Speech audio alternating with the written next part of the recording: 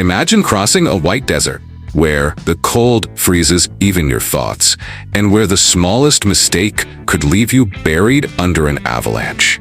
Now, imagine doing that aboard machines so compact they almost look like toys, yet they were built for real, extreme military missions in some of the most hostile places on Earth. These small mechanical beasts defied logic, physics, and nature itself. And the most curious part? Almost nobody knows these vehicles. You won't see them in war movies or military parades, but they carried soldiers, supplies, and equipment across frozen forests, impassable trails, and snow-covered fields. Have you ever heard of a tank the size of a motorcycle? Or a snow vehicle that could fit inside a helicopter and carry soldiers on secret Arctic missions? Ready to discover the smallest off-road military snow vehicles you've probably never even heard of? Stick with me until the end, because the last one on this list looks like something out of science fiction, but it was used for real in combat.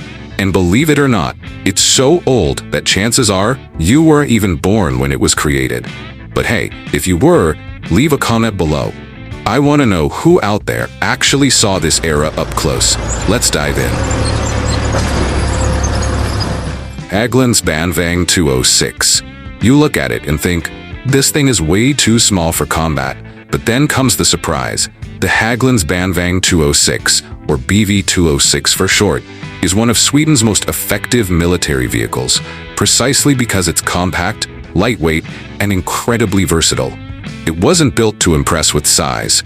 It was made to go where heavy armored vehicles couldn't. Developed in the 1980s during the Cold War, the BV 206 was designed to meet a very specific need: cross deep snow, frozen forests, and marshy terrain quickly without relying on roads. And more importantly, it had to be light enough to be airlifted by helicopter and deployed in mountainous regions with ease. Measuring roughly 7 meters long, counting both articulated units, and just 1 meter 80 wide, it could glide through narrow trails, steep ravines, and dense snowy woods.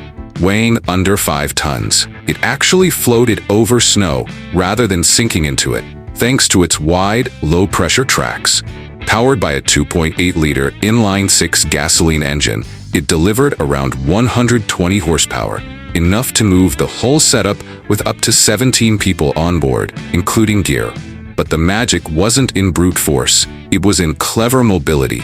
The articulation between the two units allowed for extreme maneuverability in uneven terrain, where larger vehicles would get stuck. Because it was small, light, and flexible, the BV 206 could cross frozen lakes, climb steep hills, and squeeze through thick forests without having to bulldoze a path. That made it indispensable for patrols, rescue missions, and troop transport in mountainous regions. Here's a fun fact. Due to its size and versatility, the BV 206 was also used by British forces in Arctic missions, and even by civilian rescue teams in Antarctica. One model was even adapted as a ski resort utility vehicle, hauling technicians and equipment to hard-to-reach mountaintops. Small, light, flexible, and ready for any icy challenge, the BV 206 went where tanks would simply sink. And if you thought that was clever, wait until you see the next one. Built in Canada, just as compact, and made to conquer snow with a very different look. Bombardier Muskeg. From a distance, it might look like just a tractor with tracks, but the Bombardier Muskeg is one of the earliest examples of how a small, rugged, and well-designed vehicle can become a logistical powerhouse in frozen environments. Developed in Canada in the 1950s, this machine didn't grab attention because of its size, but because of what it could do because of its size. Built by Bombardier, the same company that would later manufacture planes and trains, the Muskeg was designed to transport cargo and people through deep snow, ice, and mud, where traditional vehicles would get bogged down. The military version kept its compact build and was adapted for tactical and logistical operations. Measuring just over 4 meters long and 2 meters wide, the Muskeg could slip through narrow forest paths, park between trees, and even climb icy slopes with ease. It was used by the Canadian Armed Forces, engineers, and Border Patrol teams operating in remote, snowy regions where trucks and large vehicles couldn't go. Its 3.9-liter gasoline straight-six engine put out about 140 horsepower. Not built for speed, but for consistent traction in slippery terrain, the wide rear tracks did the heavy lifting, while the lightweight front allowed tight turns and precise control. And thanks to its low weight, the Muskeg could be airlifted or hauled into position easily, making it perfect for remote deployments without needing large infrastructure. Here's something cool. In northern Canada, muskegs were often used as snow scouts, going ahead of convoys to test ice conditions on frozen lakes. Their wide tracks and light frame made them ideal for treading lightly on unstable snow layers, paving the way for heavier vehicles to follow safely. And with a fully enclosed, heated cabin, operators could stay warm even in temperatures as low as -40 degrees Celsius. In the middle of nowhere, the Muskeg was a lifesaver. Literally. Not the biggest, not the most powerful, but in extreme environments, size was the Muskeg's greatest weapon. Now, if Canada knew how to build small to handle the cold, the next vehicle came from the Soviet Union, and its compact size helped win battles in frozen terrain. STZ-5. Right from the first look, the STZ-5 impresses. Low, compact, fully enclosed, with wide tracks and a narrow, robust-looking cab, almost like a miniature military truck. Built in the early 1930s by the Soviet Union, it was designed from the ground up for military use. There's nothing agricultural about it. It was a tactical hauler, built to carry supplies, ammunition, and light artillery directly through snow and mud, where bigger vehicles would simply sink. At just over 4.5 meters long and about 2 meters wide, it was compact enough to move through dense woods, narrow trails, or even hide behind small structures, a critical advantage in combat. Its tall, boxy cab was made with reinforced panels, offering some protection against weather and light shrapnel. Under the hood, it had a 4-cylinder gasoline engine with 4.4 liters, producing around 50 horsepower. It wasn't fast, but it was stubbornly reliable. Even in the brutal winters of the Soviet front, this wasn't a racing machine, it was a survivor, built for extreme terrain and low-maintenance operation. During World War II, especially in battles like Moscow and on the Eastern Front, the STZ-5 was used to tow anti-tank guns, carry ammunition crates, and serve as a light logistic vehicle in places where heavier machines couldn't operate. And one of its biggest strengths? Camouflage. Because it was small and had a low profile, it could be quickly covered with branches or snow, or repositioned behind natural obstacles without drawing attention. Perfect for fast artillery repositioning under cover of night. Now here's a story that fits perfectly with our theme. During winter operations, Soviet soldiers would use the STZ-5 as a mobile ambush platform. Hidden under camo nets or snowbanks, they'd wait for enemy vehicles to pass, then quickly pull a concealed cannon into position using the STZ, firing before the enemy even realized what happened. None of that would have worked if the vehicle hadn't been compact and nimble. It may look primitive today, but back then, the STZ-5 was like a military pickup truck, specially designed to go where the giants got stuck. Now, if you've made it this far, it means you're loving this ride through the smallest beasts to ever crush snow and ice. So take a second to hit the like button, subscribe to the channel, and ring the bell. There are still some incredible machines on this list, and trust me, the last one is going to blow your mind. Because if the STZ-5 was already compact for its time, the next vehicle is even more impressive, a Swedish crawler, articulated, narrow, and almost silent, that became a reference in snow mobility. Hagglunds BV 202. It looks like a snow centipede, small, articulated, quiet, and incredibly versatile.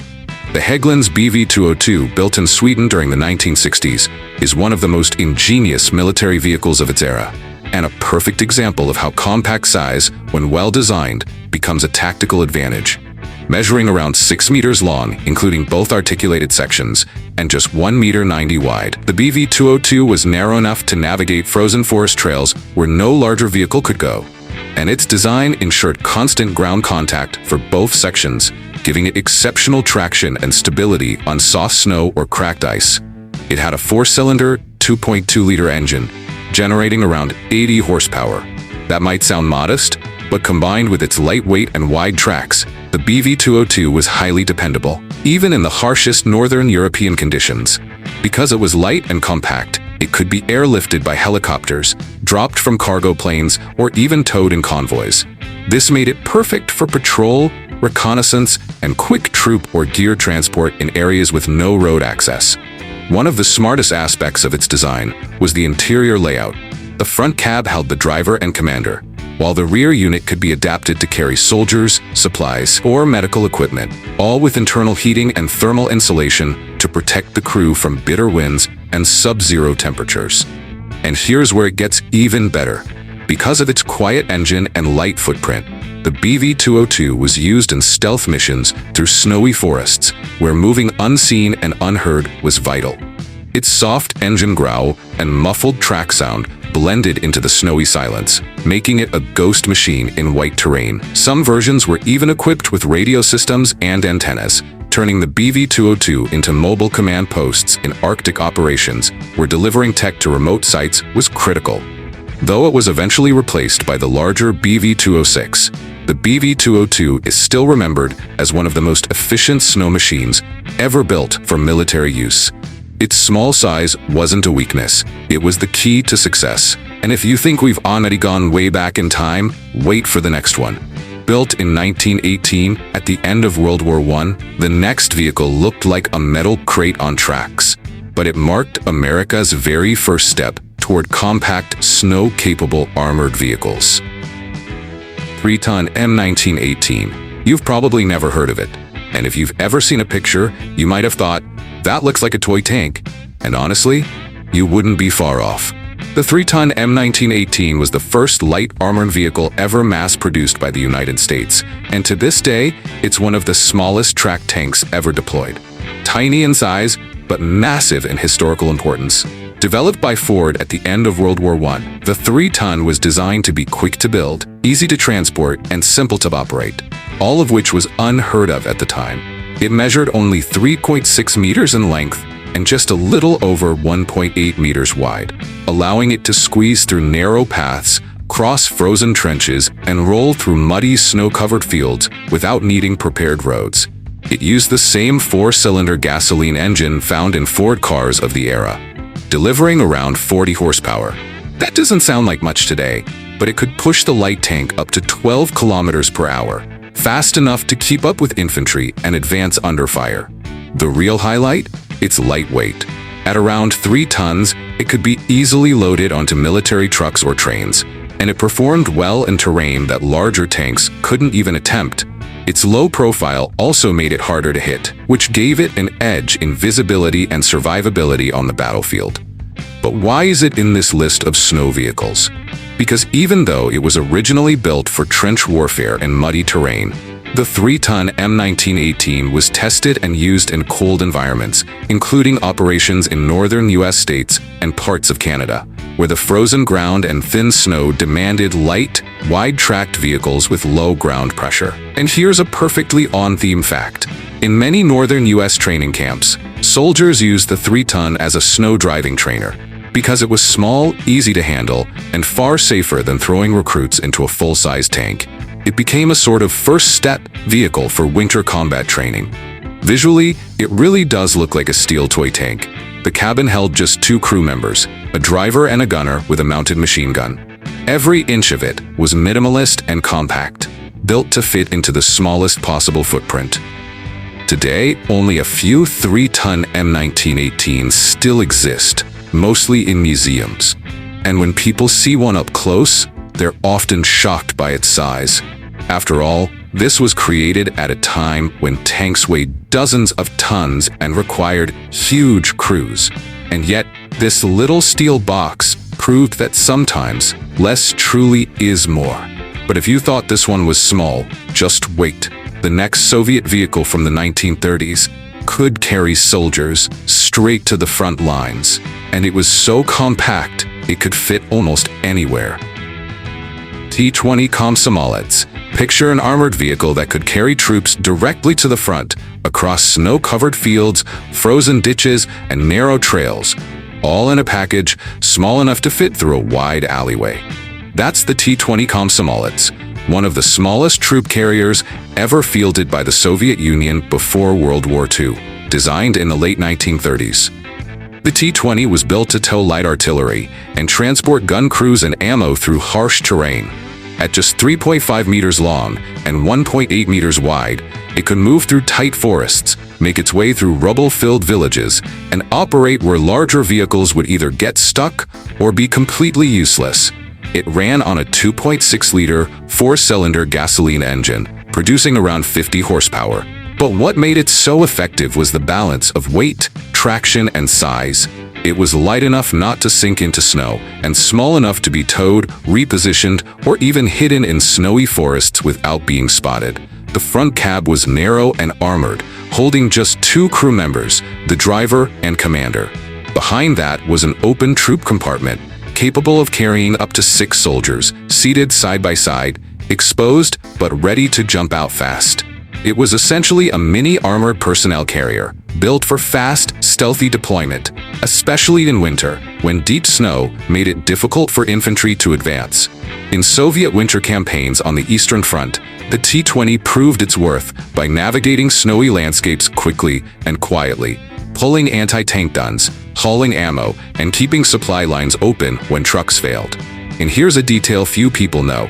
Some T-20s were used as decoys in ambushes.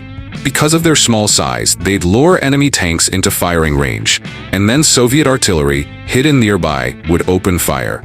The Komsomolets' compact design was key to making that strategy possible. The name Komsomolets came from the Soviet Youth Communist Organization, symbolizing a new generation of soldiers and machines, and in many ways, this little vehicle represented exactly that: fast, flexible, and made for modern warfare in the harshest conditions. Today, the T-20 is rare to find, and when it's on display, the first thing that shocks people is its sheer size, or lack of it. You expect a troop carrier to be big and bulky, but this one, it's compact, practical, and brilliantly functional. But if you think that was tight, get ready for the next one. An American project designed to cross forests, swamps, and snowy fields, with a look that feels more like a tracked sled than a war vehicle.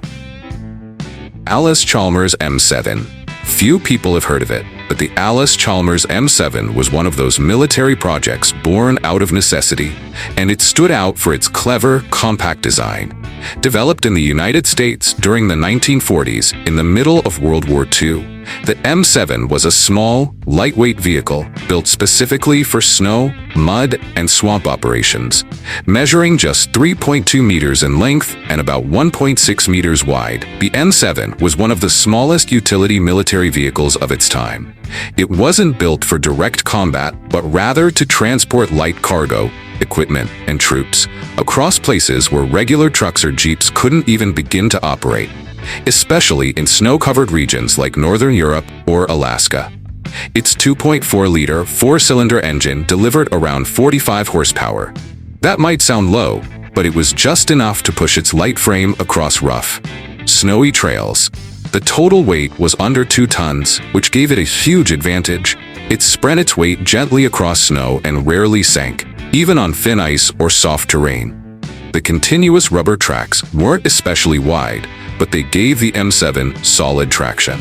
Its simple suspension system was durable and easy to maintain, allowing it to operate for hours in uneven, frozen terrain without breaking down. That made it a logistical wildcard for U.S. forces operating in remote, harsh conditions. But the M7's real ace was its size. It was so compact it could be hoisted by cranes onto cargo ships, loaded into small aircraft, or shipped alongside supplies by rail without taking up valuable space. It was a portable utility machine, ready to be deployed anywhere, anytime. And here's a fun fact that fits perfectly with our theme. During Arctic patrol missions, U.S. troops used the M7 as a stealth reconnaissance vehicle, slowly creeping across snowy terrain under cover of darkness. It was so quiet and its profile so low that enemy sentries often never even noticed it passing by. Small in size, massive in tactical value. It could also be fitted with tools, radios, heaters, and even custom cabs, turning it into a kind of rolling toolbox on tracks for remote outposts and field teams. Today, the M7 is almost invisible in war documentaries or movies, and even many military historians overlook it. But for those who know terrain and climate, the M7 is a prime example of how a small vehicle can make a huge difference when the weather turns brutal and space is tight. And if that one was already discreet, versatile, and silent, the next vehicle is downright legendary. It's appeared in dozens of war films and documentaries, with a design that looks like a cross between a Jeep and a snow sled, light, compact, and built from the ground up for the snow. But before we move on, let me ask you something. Are you enjoying this journey through the world of snow machines? Then make sure to smash that like button, subscribe to the channel, and hit the notification bell, because some absurdly small machines are still coming your way, and the top spot is going to leave your jaw on the floor. Weasel M29. With a name like Weasel, you already expect something nimble, lightweight, and hard to stop. And that's exactly what the M29 Weasel delivered. Built by the United States during World War II, this compact tracked vehicle became synonymous with extreme mobility in snow, mud, and ice. And when we say small, we mean really small. The Weasel was just 3.6 meters long and barely 1.5 meters wide. It was compact enough to slip between trees, cross makeshift bridges, and even glide over thin ice thanks to its lightweight chassis and high flotation tracks. Under the hood was a 2.2-liter, 6-cylinder engine, generating about 54 horsepower. That might not sound like much, but when combined with a total weight of less than 1.5 tons, it made the Weasel surprisingly powerful for its size. It wasn't designed to race, it was designed to get through anything. Originally commissioned for missions in the frozen mountains of Norway, the Weasel had to be stealthy, easy to handle on snow, and small enough to be dropped from aircraft or lifted by cable. And that's exactly what it became. The M29 could be transported by glider and deployed with troops, making it one of the few vehicles that could reach the most remote combat zones. On the battlefield, the Weasel did it all. Carrying soldiers, hauling ammunition, transporting radios, evacuating the wounded, and even serving as a scout vehicle in the snowy regions of Europe and the Pacific. And because it was so quiet and compact, it was ideal for nighttime infiltration missions. Now here's a fact that ties directly into our theme. After the war, the Weasel became one of the first military vehicles used in polar research. Several units were adapted for Antarctic expeditions, serving as light transport vehicles in brutal weather where few machines could survive. What began as a tiny snow jeep for war became a pioneer for science in polar regions. Visually, it's striking. It looks fragile, with an open, low-slung frame. But the wide tracks and minimalistic design gave it serious off-road power. It was made to go where no one else could, without making a sound. Today, the Weasel is a collector's item in museums and even still in use by some civilians in mountainous areas, thanks to its unmatched snow handling capabilities. It's earned its place as a living legend among compact military vehicles. But if you think you've seen it all, wait until you see what's next. One of the strangest vehicles of the Second World War. A bizarre mix between a motorcycle and a tank, so small it could fit inside a transport plane from the 1940s. Kettenkrad HK. The name might be hard to pronounce, but the look, unforgettable. The Kettenkrad HK, created by Nazi Germany in the 1940s, is still one of the most bizarre, compact, and brilliantly engineered military vehicles ever made. At first glance, you might think it's just a motorcycle with tracks, and honestly, that's exactly what it is. A hybrid between a motorbike and a miniature tank, designed to go where almost no other vehicle could fit.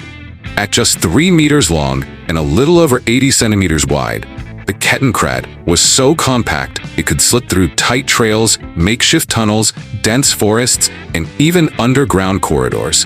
It was so small it could be loaded into a Junkers Ju-52 transport aircraft. which was unheard of for a tracked military vehicle at the time. The engine came from a civilian Opel car, a 1.5-liter, 4-cylinder gasoline engine, delivering around 36 horsepower. Sounds modest, but it was more than enough to move its lightweight body, just over 1,000 kilograms, across snow, mud, ice, and gravel. Even on steep inclines, its tracked rear section provided traction, while the front wheel and handlebars gave it the handling of a motorcycle. The driver sat up front on a solo seat, using a motorbike-style handlebar, and behind him there was space for 2 passengers or light cargo. Some variants even pulled tiny trailers carrying ammo or gear. Because it was small and light, the Kettenkrad was also used to tow light planes and gliders across frozen airstrips and improvised landing zones, tasks that required precision and a vehicle that wouldn't sink or stall. But the Kettenkrad's real value was tactical mobility. It was used in reconnaissance, message delivery, quick extractions, and even medical evacuations from hard-to-reach areas. And since this video is all about small military vehicles, the Kettenkrad could navigate trails so narrow, even standard motorcycles struggled, especially when they were coated in snow or blocked by debris. Here's something few people know. The Kettenkrad was the only tracked vehicle widely used as a motorcycle in snowy and mountainous regions. Its reliability and size made it indispensable, and after the war, it was even used by farmers and forestry workers across Europe, especially in areas where conventional vehicles simply didn't work. Visually, it looks like something from a sci-fi movie, but everything about it had a military logic. The low center of gravity, the narrow body, the efficient tracked drivetrain, all of it made the Kettenkrad a machine that could climb, crawl, and squeeze through places most vehicles couldn't dream of reaching. But no matter how odd or fascinating the Kettenkrad was, nothing can prepare you for what's next. A vehicle so small, it didn't even need a driver. Because it was controlled remotely, packed with explosives, and designed to self-destruct on impact. Sounds like science fiction? It was very real, and it fought in World War II. Goliath tank. The idea of an unmanned military vehicle, remotely controlled and capable of delivering explosives with pinpoint accuracy, sounds like something from today's battlefield. But it was already a reality back in 1942, during the height of World War II. Meet the Goliath tracked mine, better known as the Goliath tank, one of the smallest armored vehicles ever deployed in military history. Designed by Nazi Germany, the Goliath had one simple but deadly purpose: carry explosives to a target and detonate. It measured only 1.6 meters long, 60 centimeters wide, and just half a meter tall. To put it in perspective, it was smaller than a shopping cart. That's right, a tank about the size of a large suitcase, built to sneak through trenches, crawl into bunkers, or even drive under enemy tanks. The early models used electric motors, while later versions switched to gasoline engines, delivering anywhere between 2 and 6 horsepower, depending on the model. That was enough to push its payload of up to 90 kilograms of explosives, a blast powerful enough to destroy tanks, buildings, or entire defensive positions. Control came through a remote cable, up to 800 meters long, allowing a soldier to steer the Goliath like a remote-controlled car from a safe distance. It could quietly approach a target across mud, snow, gravel, or debris, and when it reached the right spot, boom! Instant destruction, with no need to risk a soldier's life. The Goliath was used in key battlefields such as Normandy, Italy, and the Eastern Front, including mountainous and snow-covered regions. Its tiny size and low profile made it almost invisible. It could slide past enemy lines without being seen, especially in snowy or urban environments where visibility was limited. And here's the perfectly fitting fact to close out this list. Allied soldiers nicknamed it the Explosive Rat. It was so small and so silent that many only noticed it when it was right on top of them. And despite being limited by its wired controls and relatively short range, the Goliath was a precursor to modern unmanned ground vehicles, laying the groundwork for today's remote-controlled bomb disposal units and combat drones. Today, surviving Goliaths are extremely rare.